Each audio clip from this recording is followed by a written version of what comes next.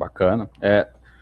É uma questão que, assim, alguns drafts a gente viu isso acontecendo, principalmente envolvendo os Bears. Então, assim, quando draftaram o Caleb Williams, os Bears ainda tinham a 8ª escolha, se não me engano, ou era a 9ª.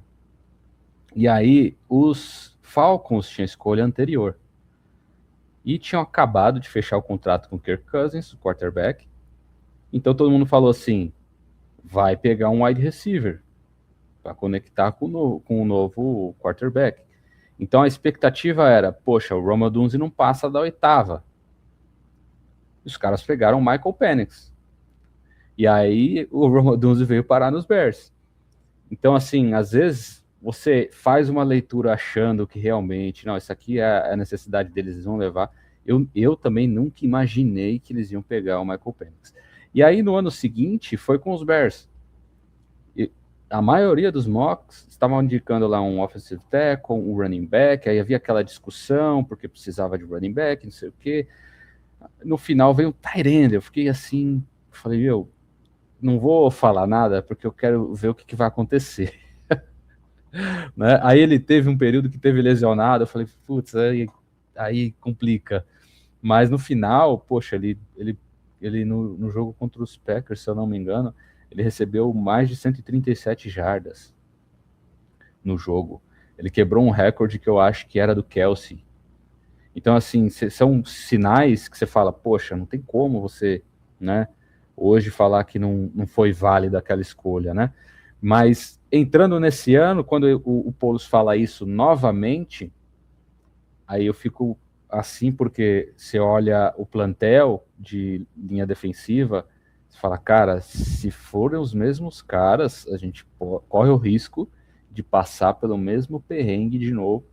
Então, é isso que você falou, eu acho que é mais uma jogada de, tipo, não deixar ninguém saber o que você vai fazer e, de repente, né, se precisar negociar alguma coisa, está disponível para ganhar em troca disso, né? Mas na sua visão, se você quiser até falar dessa questão do processo do draft, até vamos fazer diferente. Esse processo do draft, esse acompanhamento dos atletas, porque na verdade, hoje, eu tenho acesso aqui a highlights, tudo, mas tem uma galera que acompanha já há mais tempo, teve o On The Clock elaborando esse guia, né, para o draft de 2026. Como é que tá esse trabalho aí no College Cast? Então, cara, a gente faz quase o mesmo trabalho, né? Em quase um guia. Na verdade, é um guia, só que é um guia, ao invés de ser digitado, ele é falado, né? A gente grava o podcast, a gente fala sobre os atletas, a gente explica um pouco como que o cara joga, se o cara é um jogador mais físico, se ele é um jogador mais atlético.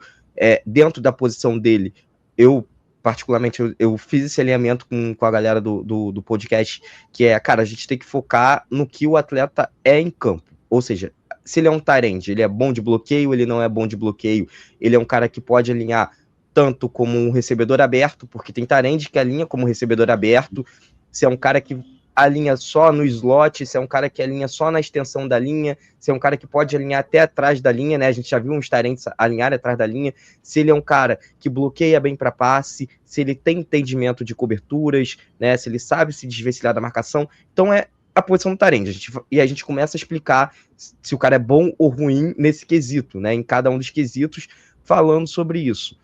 E nesse ano a gente está com um planejamento de ter quase 220 atletas. E no início eram 218, mas a gente deu uma pequena reduzida porque tiveram problemas em gravação, dia que não consegue, então vai bater mais ou menos uns 210, 208 aí, por aí, sabe? Mas ainda assim é muita gente, né? E assim, a ideia é sempre a gente ir aumentando, porque o projeto ele vai crescendo e a galera vai pedindo mais, porque tem aqueles caras ali de final de draft que isso é um processo normal. Sempre tem o cara de primeira rodada que vai dar certo, mas também tem o cara de primeira rodada que vai dar errado.